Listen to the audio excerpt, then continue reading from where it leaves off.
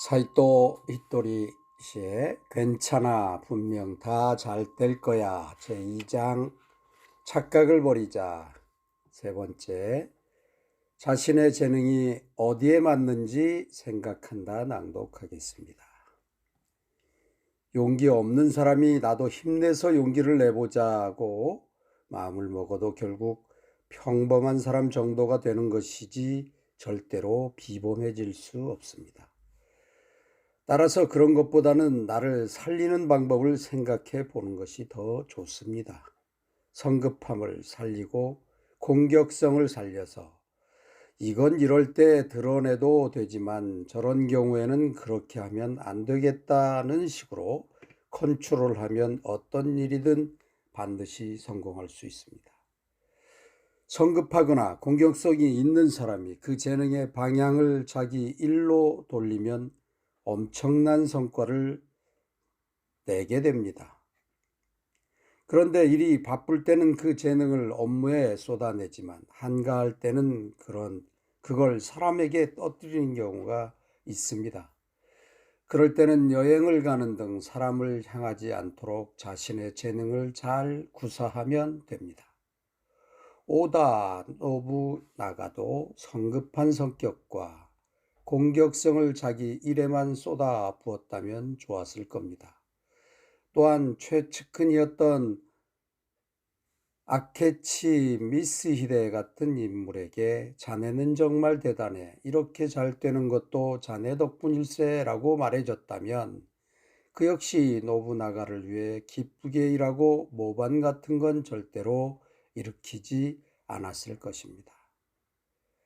천하통일이라는 원대한 목표를 가졌으니 미움을 받아도 어쩔 수 없다고 생각할 것이 아니라 조금 더 욕망을 가지고 모두의 사랑을 받도록 노력하면 될 일입니다.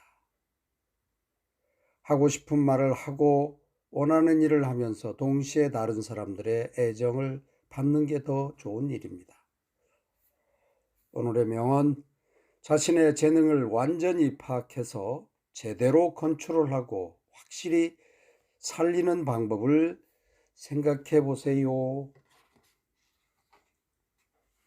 다음은 재능 넘치는 노력가가 저지르는 실수 낭독하겠습니다. 재능도 있고 노력까지 아끼지 않는 사람은 자기처럼 노력과 재능을 갖춘 사람을 좋아합니다.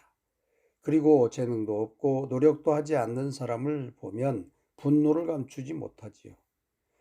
그런 사람은 남들도 또 자신과 똑같다고 생각하는 경향이 있습니다.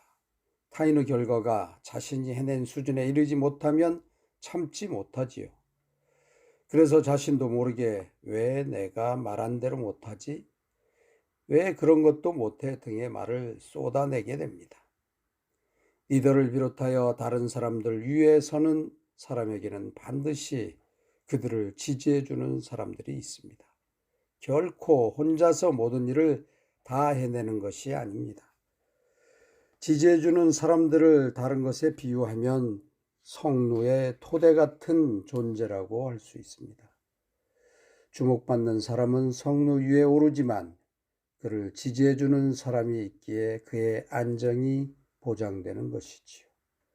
그래서 윗사람이 아랫사람에게 험한 말을 하거나 결점만 지적하게 되면 그를 지지해주던 사람들이 전부 떠나가서 토대도 사라지게 됩니다. 그렇게 되면 악담만 떠들던 그 사람은 높은 망루에서 그대로 추락하고 맙니다. 유명 헤어 디자이너 같은 사람도 재능이 있을 뿐만 아니라 노력도 합니다. 그래서 그런 노고가 당연하다고 여기지요. 그러다 보니 자기처럼 하지 못하는 사람에게 화를 내고 자연히 짜증을 내게 됩니다. 하지만 그런 행동을 계속하다가는 어느 날 자기가 일하는 곳에 아무도 없게 될지 모릅니다. 미용실에 예약을 받아주는 사람, 머리를 감겨주는 사람, 뒷정리를 해주는 사람이 있기에 여러 가지 업무가 돌아갈 수 있는 겁니다. 위만 쳐다보고 있으면 그런 간단한 순리도 모른 채 살게 됩니다. 그래서 월급을 주니까 그렇게 하는 건 당연하다. 그 정도는 굳이 말하지 않아도 알아서 해야 하는 것 아니냐가 아니라 고생 많으셨습니다. 감사합니다, 대단하십니다라고 말하며 감사의 뜻을 표현해야 합니다.